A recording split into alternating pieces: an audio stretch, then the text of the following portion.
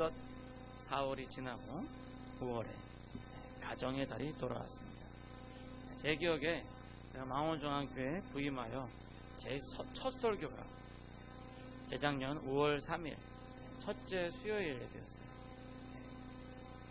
부임한 것은 이제 둘째부터였는데 담임 목사님께서 계시지 않아서 미리 첫 주 수요일부터 수요일 2주를 설교 먼저 하고 그 다음 주일부터 제가 와서 설교를 했던 것 같습니다. 따라서 오늘이 딱 그 풀로 딱 2년이 차는 날입니다. 한 해가 가고 두 해가 가고 우리에게 많은 일들이 있었고 또 많은 변화가 있었던 것 같습니다.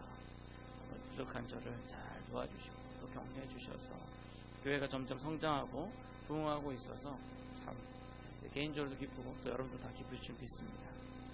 앞으로 더욱더 우리가 힘을 합쳐서 망원중앙교회가 정말로 이 지역에 귀한 영적인 등대 역할을 감당해서 흑암의 시대에 길을 잃고 방황하는 수많은 영혼들이 우리 교회를 통해서 귀한 그러한 참으로 참된 길을 찾을 수 있게 되는 그러한 일이 있기를 간절히 소원합니다. 그러기 위해서는 우리가 더욱더 하나님의 말씀에 무장해서 우리를 향하신 하나님의 뜻을 깨닫고 그 뜻대로 행함으로 하나님의 역사가 일어날 줄 믿습니다. 요즘에 미국에서 아주 되게 뭐라고 표현해야 되나요? 아주 핫한, 요즘 젊은이들에게 핫한 그러한 분이 누구냐면 팀 켈러 목사님이라는 분이에요. 이분 상당히 유명한데 이분이 이제 센터 처치라고 그래서 이 중심교회 아무튼 이런 센터 처치를 참 유행을 해서 그 이제 한국에도 많이 알려졌어요. 그래서 그분 책도 많이 읽고 한데 그래서 이제 그분 세미나도 하고 그래서 이제 제가 이렇게 들으면서 우리 노예 목사님들랑 같이 들으면서 얘기를 했어요. 제가 노예 목사님들한테 목사님 그 센터 처치를 미국에서는 팀 켈러 목사님이 하셨지만 저희 한국에서는 저희 교회가 먼저 시작했습니다 라고 얘기를 했어요. 그래서 그래요? 목사님들이 어떻게 먼저 시작했어요? 우리 교회가 망우중앙교회거든요. 망우의 중심에 있는 우리가 영어로 하면 망우 센터 처치거든요. 그래서 우리 교회가 먼저 시작했어요. 그랬더니 그렇군요 라고 이제 얘기를 하셨는데 정말로 우리 교회가 이 망우동의 중심에서 이 망우동을 하나님께로 이끌어가는 그런 귀한 교회가 될 줄 믿습니다. 자, 지난주에 우리는 에베소서 1장 첫 부분을 통해서 우리를 구원해 주신 하나님의 그 목적에 대해서 살펴보았습니다. 우리를 구원하신 그 목적이 뭐냐? 바로 하나님의 영광을 찬송하게 하려 합니다 라고 이제 말씀을 했죠. 하나님께서는 창세전부터 우리를 구원하시기로 예정하셨고 또 그 아들을 보내주시기로 예정하셨어요. 또한 아들 예수님께서는 우리를 위해서 십자가에 자기를 내어놓기를 너무 기뻐하시면서 주저하지 않으셨습니다. 뿐만 아니라 성령 하나님께서는 우리와 항상 함께 하시면서 우리를 보증하여 주신 우리를 도장을 찍어서 너는 내 것이다 365일 24시간 우리를 보호해 주시는 그러한 분이시죠. 그렇게 성부 성자 성령 하나님께서 우리를 구원하시기 위해서 그 모든 것들을 작정하시고 실행하시고 또 그것을 확증하시고 이렇게 저와 여러분 정말 보잘것없고 그 큰 은혜를 받을 만한 자격이 손톱만큼도 없음에도 불구하고 하나님께서 그 은혜를 우리에게 주셨다. 그런데 그 모든 것들이 바로 하나님의 영광을 찬송하게 하려 하십니다. 그렇게 이제 지난주에 말씀을 드렸어요. 오늘 본문의 말씀을 보시면요. 또한 하나님의 영광을 찬송하게 하려 하심이 우리 인간들을 창조하신 창조의 목적임을 알 수가 있습니다. 하나님께서 창세전 우리 인간을 이 세상을 만드시기로 작정하셨을 때부터 바로 그 인간을 만드신 그 목적이 뭐냐? 하나님의 영광을 찬송하게 하기 위해서였다라는 거죠. 바르게 오늘 이사야서의 말씀을 통하여서 우리를 창조하신 그 하나님의 목적을 바로 알고 그것을 통해서 우리 인생에 보람을 찾을 수 있기를 간절히 축원합니다. 자, 먼저 우리가 생각해야 될 것은요. 방금 말씀드린 대로 우리 인간의 창조의 목적이 바로 하나님을 찬송하게 하려 하십니다. 오늘 보면 21절 말씀 한번 다 같이 읽어볼게요. 21절 다 같이 읽겠습니다. 시작.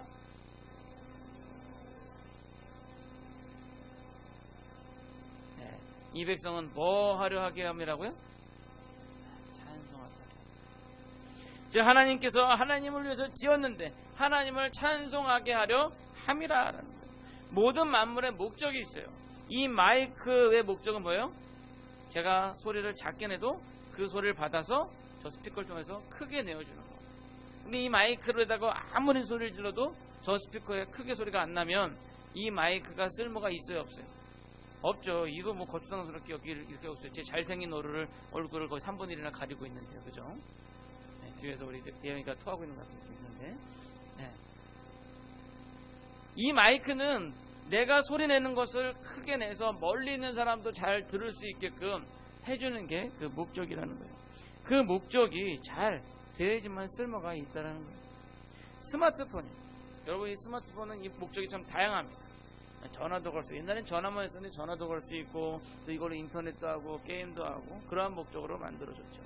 근데 여러분 혹시 벽돌폰이라고 들어보신 적 있으세요? 아마 좀 생소하시. 너 들어봤어 벽돌폰? 영진이는 처음 들어봐? 신세대네. 사실 이 벽돌폰이라는 말은 그 아이폰, 애플에 나온 아이폰에서 얘기가 나온 겁니다. 뭐냐면요, 이 원래 아이폰이 처음 사용하는 사람은 되게 편한데요. 좀 저처럼 이렇게 이것저것 막 이거 하고 막 이렇게 하는 사람은 좀 답답해요. 왜냐면 애플에서 이것저것 너무 막아놓은 게 많아요.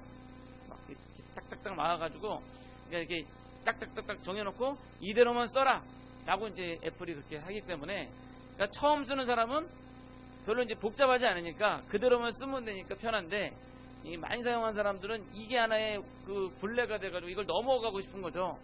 그래가지고 이 잘하시는 분들이 이게 하나의 굴레다. 그래가지고 이것을 탈출한다. 그래가지고 탈옥이라 그래요. 그래서 이걸 해킹을 해가지고 탈옥을 하는 거예요. 그래서 이 굴레를 없애버리는 거예요. 그걸 탈옥이라 그러는데, 아이폰 쓰는 사람들은 이걸 탈옥을 해서 쓰는 사람들이 꽤 있어요.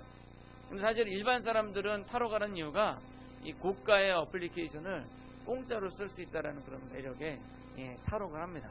그렇지 않으면 이제 우리가 뭐 돈 주고 사가지고 프로그램을 깔아야 되는데, 탈옥한 그 애플 아이폰에는 그냥 사이트에 가서 다운받아서 제가 깔 수가 있거든요. 근데 이제 문제가 뭐냐면요, 이게 이제 그 애플에서 만든 시스템을 강제로 부셔버린 거기 때문에 자칫 잘못하면 이게 딱 다운이 되면서 뭐가 되냐면요, 컴퓨터가 이 핸드폰이 안 켜지고 계속 그 한 입 베어 먹은 사과만 나옵니다. 그러면서 계속 그거만 하면 나와요. 그러니까 전화도 안 되고 게임도 하고 인터넷도 안 돼요.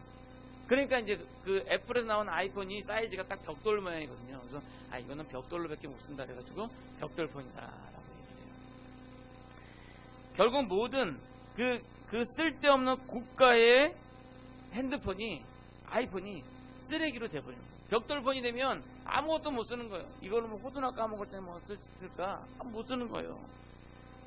그것처럼 모든 만물에 대한 목적이 있고 그 목적대로 사용되어질 때 그 진가가 나타나는데, 그 목적이 상실되어지면 아이폰 이거 백만 원 넘게 하는 이 핸드폰이 벽돌폰이 돼가지고 그냥 아무것도 못 쓰고 그냥 벽돌 싸는 것처럼 불렁놀이나 할 수밖에 없는 그런 지경이 되면, 쓸모없는 그런 것이 되면 무익한 것처럼 모든 것들의 목적이 있고 그대로 되었을 때 그 가치가 나타나는데, 사람도 목적이 있다. 우리 인간도 이 땅에 존재하게 되는 목적이 있다라는 거예요. 근데 오늘날 젊은이들은요, 목적 없이 그 인생을 망하고 있습니다. 그러다 보니까 삶에 있어서 활력이 없고 당장 지금 내가 즐겁기만 하면 된다. 그래서 유흥비를 구하기 위해서 범죄를 저지르고 그렇게 자기 인생을 막 사는 거예요. 그러나 우리 믿음의 사람들에게는요, 인생의 목표가 확실하게 있어요. 그것은 바로 하나님을 찬양하게 하기 위함. 우리를 만드신 하나님을 찬양하는 것, 그거보다 더 고귀한 일이 없을 겁니다. 오늘날 세상의 사람들은 말을 합니다. 그거 너무 진부하고 너무 고리타분한 거 아니야? 맨날 이렇게 찬양만 하고 어떻게 살겠냐는 거예요. 좀 이렇게 즐기기도 하고 막 그래야 되는데 맨날 그냥 주님 찬양합니다. 이름 너무 고리타분한 거예요. 맨날 기도만 하고 성경 보고 찬양하고, 우리 특히 젊은 사람들은 되게 막 고리타분할 것 같잖아요. 근데 그것은 이 찬양에 대해서 우리가 잘못 알고 있기 때문에, 우리가 찬양한다는 것이 그냥 노래만 하고, 북한에 보면 그 김정은 기쁨조가 있더래요. 그 김정은 기쁨조 그런 것처럼 하는 게 아니라는 거예요. 우리가 찬양하는 것은 그냥 우리가 노래만 하는 것이 아니라 우리의 삶이라. 우리가 물론 음악으로도 찬양합니다.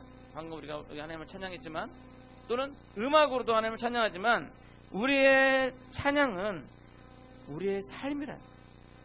그것은 마치 어버이날에 부모님한테 갑자기 스승의 날 노래만 생각나고 어버이날에 노래 생각 안 나냐. 아무튼 어버이 은혜에 감사합니다는 노래를 한다든지 뭐 그럴 수도 있지만, 그러나 서울대에 입학한 자녀가 공부를 잘해가지고 서울대 입학을 했어요. 그럼 그 부모 마음이 얼마나 기쁘고 자랑스러워요. 바로 그것과 똑같은 거예요. 하나님을 찬양하는 게 우리 입술로 노래하면서 찬양할 수 있지만, 우리가 하나님의 창조의 뜻에 맡겨서 이 세상을 잘 살아갈 때에 우리 하나님께서는 최고의 찬양을 받으시는 것이다. 결국 찬송은요, 우리의 삶과 연관이 있는 거예요. 하나님의 뜻을 따라서 이 세상을 살아가며 함께 잘 살아가는 거예요. 마치 여러분들 자녀들이 정말 형제들이 서로 싸우지 않고 우위에 있게 부모 잘 공경하면서, 그러면서 각각 그 자기 밥벌이를 해가면서 살아가고, 그럴 때 보면 여러분들 뿌듯하시잖아요. 그죠? 그렇잖아요. 아니면 자녀들이 맨날 나가서 속속이고, 어떤 자녀는 깜빵 가 있고 어떤 자녀는 뭐 잘못하다가 뭐 조폭 들어가가지고 맨날 싸움질만 하고, 그러면 좋겠어요? 아니죠. 자녀들이 정말 언뜻하게 가정 잘 건사하고 그렇게 잘 살아갈 때 부모들의 마음이 기쁘고 좋은 거예요. 그런 것처럼 우리는 하나님의 자녀들인데, 우리가 하나님의 뜻에 따라서 이 세상을 살아가면서 함께 잘 살아가는 것, 그것을 우리 하나님께서 기뻐하시고, 그것이 가장 드릴 수 있는 최고의 찬양이다. 바라기는 하나님의 뜻대로 살아가는 삶에 살아있는 찬양을 드림으로 우리를 만드신 그 하나님의 목적을 달성하는, 그러므로 삶의 보람을 찾을 수 있는 여러분들이 되시기를 소원합니다. 자, 두 번째로는요, 단지 하나님을 찬양하는 것으로 그치는 게 아니에요. 그리고 우리의 삶이 하나님을 위한 삶으로 그치는 게 아니에요. 우리의 삶을 살아갈 때 우리 자신을 찬양하고 우리 자신을 위한 삶이 동시에 될 수 있다. 다시 말해, 우리가 하나님을 찬양하는 것이요, 그러니까 우리 자신도 찬양이 되어주고 우리 자신을 위한 삶도 된다는 거예요. 왜냐하면 관계라는 것과 관계가 있어요. 관계라는 것은 쌍방적인 겁니다. 일방적인 것을 우리는 짝사랑이다 라고 얘기했는데, 그건 바람직하지 않죠. 우리와 하나님과의 관계는요, 쌍방적인 거예요. 우리가 하나님께 찬양을 드리고 또 우리의 삶이 찬양이 되어서 살아드릴 때, 또한 하나님과의 교제 속에서 우리는 하나님께 은혜를 받을 수가 있다라는 거예요. 그 은혜를 받는 것은 결국 우리가 그 안에서 즐거워할 수 있게 된다라는 겁니다. 찬양이 가지고 있는 이중성은요, 우리가 하나님 앞에 찬양을 드릴 때 그것을 받으신 하나님도 기뻐하시지만, 그것을 드리는 우리도 마음에 기쁨이 있어요. 찬양을 할 때 그것을 받으시는 분도 흡족하시지만, 찬양을 할 때 우리 주변에 있던 막혔던 것들이 또한 열리는 역사가 일어난다는 거예요. 바울과 실라가 옥중에서 찬양할 때 옥문이 열리는 기적의 역사가 일어났어요. 뿐만 아니라 우리 하나님께서는 자기를 찾는 자들에게 상 주시는 하나님. 결국 우리가 하나님을 찬양하고 우리의 삶을 하나님을 찬양하면서 드릴 때 우리 하나님께서 그러한 사람들에게 상을 주신다라는 거예요. 우리는 하나님으로부터 수많은 것들을 이미 받아 누리고 있습니다. 그 받아 누리고 있는 것을 해서 우리가 더욱더 하나님을 찬양할 때 하나님께서 우리에게 더 많은 것을 주신다는 거예요.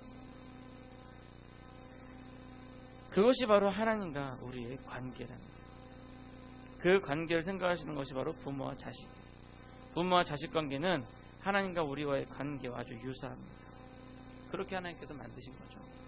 근데 여기서 한 가지 더 생각할 게 있어요. 뭐냐면요, 하나님과 우리의 관계가 부모와 자식과의 관계로도 잘 비유가 되지만, 또 다른 비유가 있는 건 뭐냐면, 성경에서 하나님과 우리의 관계를 연인의 관계 또는 부부의 관계로 비유가 되기도 합니다.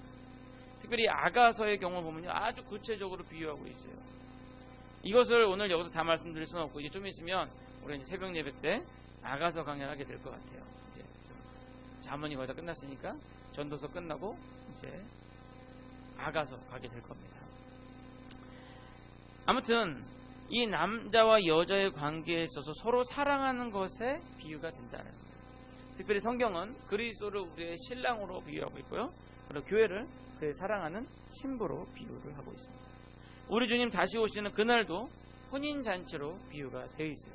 그래서 신랑이 오시고 우리 교회 신부는 그 신랑을 맞이하는 거예요. 또 반대로요. 역으로 부부관계를 설명할 때도, 그러니까 우리가 이제 부부관계를 비유를 해서 예수님과 교회를 비유를 했는데, 반대로 부부관계를 설명할 때도 예수님과 교회로서 비유를 해요. 그래서 남편은 부인을 그리스도께서 교회를 사랑하듯이 사랑하고, 부인은 남편을 그리스도를 공경하듯이 공경하라. 그래서 어떤 남편이 부인한테 가서 얘기합니다. 여보, 좀 나를 좀 공경해줘. 왜 이렇게 자꾸 나를 자꾸 무시해? 에? 나를 좀 성경에, 당신 그 교회 열심히 다니는 성경에 분명히 여기 돼 있잖아. 그리스도를 공경하듯이 남편을 공경하랬는데 지금 이게 그리스도한테 하는 것처럼 좀 하는 거냐고 따지니까 그 부인이 하는 말이, 그러면 당신은 나를 위해서 십자가 지셨슈? 라고 얘기를 했더니, 그리스도께서 교회를 사랑하셔서 십자가를 지신 것처럼 남편은 부인을 사랑하라 라고 말씀을 하고 있거든요. 이렇게 그리스도와 우리는 사랑하여 결혼하고 그 후에도 계속 사랑을 나누는 바로 그러한 부부로 비유가 되고 있다는 겁니다. 그것은 단지 이 타락한 이 시대의 부부의 모습이 아니라 맨 처음 아담과 하와를 만들었습니다. 아담이 고백하잖아요. 내 뼈 중에 뼈요, 내 살 중에 살이로다. 그때의 부부관계처럼 우리가 하나님의 관계가 그렇게 서로 사랑하며 그 사랑으로 인해서 행복한 그런 관계가 되어야 한다라는 바라긴 하나님과의 지속적인 대화를 통해서 그 사랑을 깨닫고 또한 하나님께 그 사랑을 고백하시는 여러분들이 되시기를 간절히 소원합니다. 자, 이제 마지막 세 번째는 그 창조의 목적을 깨닫지 못했던, 그 사랑을 받았음에도 불구하고 그 은혜를 저버렸던 그 이스라엘 사람들이 버림을 받았다. 오늘 본문을 보시면요, 야곱은 하나님을 부르지도 않았고, 여기서 야곱은 이스라엘의 조상, 이스라엘을 의미하는 겁니다. 그리고 이스라엘은 하나님을 괴로워했어요. 또한 하나님께 희생의 제물도 드리지 않았습니다. 근데 하나님께서 말씀하시죠. 하나님께서 원하는 게 제물이 아니다, 예물이 아니다라고 얘기합니다. 따라서 하나님께서 뭐라고 하시냐면, 백성들에게 내가 너에게 언제 수고해서 예물을 준비하거나 너희들에게 그 유향을 준비하고서 괴로워하라 그랬냐? 나 그런 거 필요 없다라는 거예요. 하나님께서 이 모든 것들을 다 가지고 계시기 때문에 그런 거 필요 없다는 겁니다. 하나님께서 말씀하신다. 시편 50편에서 산림의 짐승들과 무산의 가축이 다 내 것이고 산의 모든 새들도 다 내 것인데 너희들이 주는 그거 내가 뭐 필요해가지고 내가 달라 그러겠냐. 하나님께서 원하시는 거는 그게 아니다 뭐요? 그 사람의 마음, 그 사람의 중심을 원하시는 거죠. 예물을 조그만 것을 드려도 그 중심을 원하신다는 거예요. 그런데 이스라엘 사람들은 겉으로는 하나님을 잘 섬긴다고 하면서 예물 가지고 제사 드리고 그런다고 하면서 우상을 따르고 또 우상 섬기고 있는 이방인들을 동경하고 그들의 풍습을 쫓는 거예요. 그런 이스라엘에게 하나님께서 말씀하시는 거죠. 28절에 한번 28절 한번 다 같이 읽어보겠습니다. 28절 다 같이 읽어보겠습니다. 시작. 그러므로 내가 성소의 어른들에게 욕되게 하며 야곱이 진멸당하도록 내어주며 이스라엘이 비방거리가 되게 하리라. 결국 이스라엘은 AD 70년 로마의 티투스 황제 장군에 의해서 완전히 멸망, 2000년 동안이라 나라 없이 떠돌아다닌 거예요. 뿐만 아니라 심지어는 제2차 세계대전 당시 어마어마한 유대인들이 학살을 당하는 그런 비극을 겪게 되는 것입니다. 그렇다고 해서 그 정복전쟁을 일으켰던 장군이나 또 그렇게 학살한 그런 사람들이 죄가 없다, 그건 아니죠. 그들도 그 죄값을 받게 될 것입니다. 그러나 역사를 통해서 알 수 있는 것은 이스라엘이 하나님을 버렸고 그러면서 하나님께 벌을 받았다. 그 죄에 대한 형벌이 가혹하다. 바라기는 이스라엘의 교훈을 받으시고 이스라엘과 동일한 길을 걷지 않으시는 여러분들 되시기를 간절히 소원합니다. 이제 말씀을 들어가겠습니다. 이 세상을 만드시고 주관하신 하나님 분명히 계셔요. 그것을 부인할 사람은 아무도 없어요. 사실 뭐 무신론자다, 나는 무신론자야 라고 얘기를 해도 어느 무신론자가 이렇게 길을 가고 있었는데 갑자기 막 비가 오더래요. 그러더니 바로 그 옆으로 번개가 번쩍하면서 치는 거예요. 그러니까 이 사람이 갑자기 깜짝 놀라서 아이고 하나님 그랬잖아요. 무신론자가. 사실 오늘날 무신론자다 얘기하면서도 사실 무신론자는 없어요. 무엇인지 다 의지라는 거고, 자기 자신이 신이 되는 경우도 있고요, 또는 돈을 신으로 여기는 사람도 있고, 아무튼 무신론자는 사실은 자기들은 말만 그렇지만 사실 그 자체가 어떻게 보면 모순입니다. 그렇다는 말, 나오는 말은 왜 하나님께서 왜 이 세상을 만드시고 주관하셨냐는 거예요. 그것은 하나님의 말씀을 통해서 우리에게 가르쳐 주십니다. 그것은 바로 찬양을 받으시기 위함이다. 그리고 그 찬양은 바로 하나님과 우리 인간의 관계에 있어서 필요한 의사소통이다. 우리는 하나님을 찬양하고 찬송하고 우리가 그 하나님을 인정하고, 또한 우리 하나님께서는 우리 인간들에게 은혜를 주시고 보살펴 주시고 지켜주시고 우리에게 영원한 삶을 유지시켜 주십니다. 그러한 관계가 지속될 때 그래서 인간은 참된 행복을 맞이할 수가 있는 겁니다. 그런 관계가 깨어진 인간은요, 저주와 절망 속에서 살게 되고 하나님과의 그 분리가 가져오는 그 허무함, 마치 한두 살 먹은 어린아기가 엄마를 떠나서 떨어져 있으면은 엄마 찾아서 엉엉 우는 것처럼 하나님을 떨어진 인간들은 그 허무함과 공허함, 그것 때문에 자꾸만 뭐 돈에 또는 쾌락에 뭐 아무튼 뭐 이런 것 자꾸 찾는 거죠. 하나님께로 돌아가시기 바랍니다. 우리를 창조하신 하나님께 돌아가 우리 삶 속에서 하나님을 찬양하고 우리 인간이 가지고 있는 본연의 목적을 잘 감사하고 그걸 통해서 그분께 은혜를 받습니다. 그러한 가운데 우리가 하나님 안에서 정말 영원히 하나님을 즐거워하는 그런 참된 행복을 누리시는 그 참된 행복이 영원히 지속되기를 간절히 축원합니다. 기도하겠습니다.